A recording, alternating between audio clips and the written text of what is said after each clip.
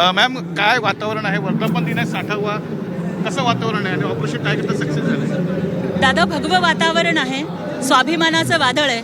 60वा वर्धापन दिन शिवसेनेचा आणि त्याला झालर आहे हिंदुहृदय सम्राट वंदनीय बाळासाहेब ठाकरेंच्या जन्मशताब्दीची.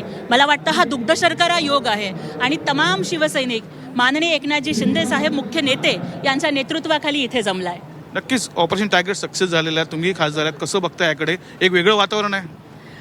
दादा, ऑपरेशन टायगर तर तेव्हाच सक्सेस झालं होतं ज्या वेळेला शिवसेना सन्माननीय एकनाथजी शिंदे साहेब नावाच्या ठाण्या वाघानं काँग्रेसच्या तावडीमधून सोडवलेली होती.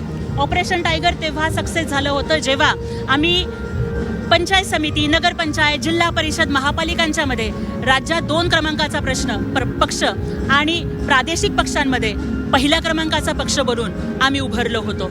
ऑपरेशन टायगर तेव्हाच सक्सेस झालं होतं जेव्हा महायुतीला थम्पिंग मेजॉरिटी एकनाथजी शिंदे साहेबांच्या नेतृत्वाखाली मिळालेली होती.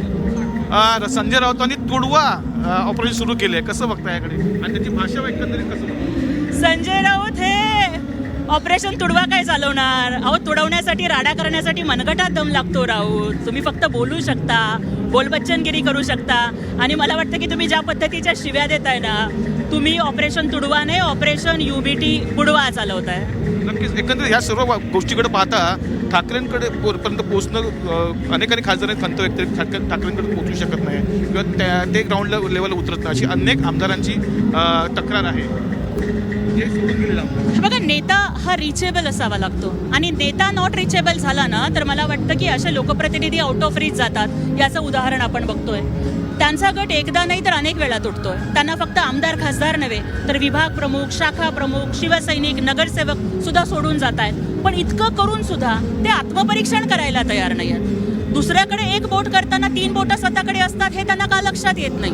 तुम्ही घराच्या बाहेर पडणार नाही, तुम्ही घर कोंबडा बनून राहणार, तुम्ही कार्यकर्त्यांच्या निवडणुकीच्या प्रचाराला जाणार नाही, तुम्ही घराच्या बाहेरच न पडता फक्त तुम लढो हम कपडे संभालते हे अशी भूमिका घेणार. मग कसे राहणार लोक तुमच्या सोबत? आणि तुमच्या प्रवक्त्यांच्या शिवीगाळीला तर लोक वैतागून गेलेत, कारण कुठलाही मानी शिवसैनिक, कुठलाही मानी कार्यकर्ता अशा पद्धतीची भाषा ऐकून तिथे राहणार नाही. आज वर्धापन दिन आहे, काय इथून घेऊन जाणार आहे? काय शिंदे साहेब संबोधतील आणि काय मिळणार आहे?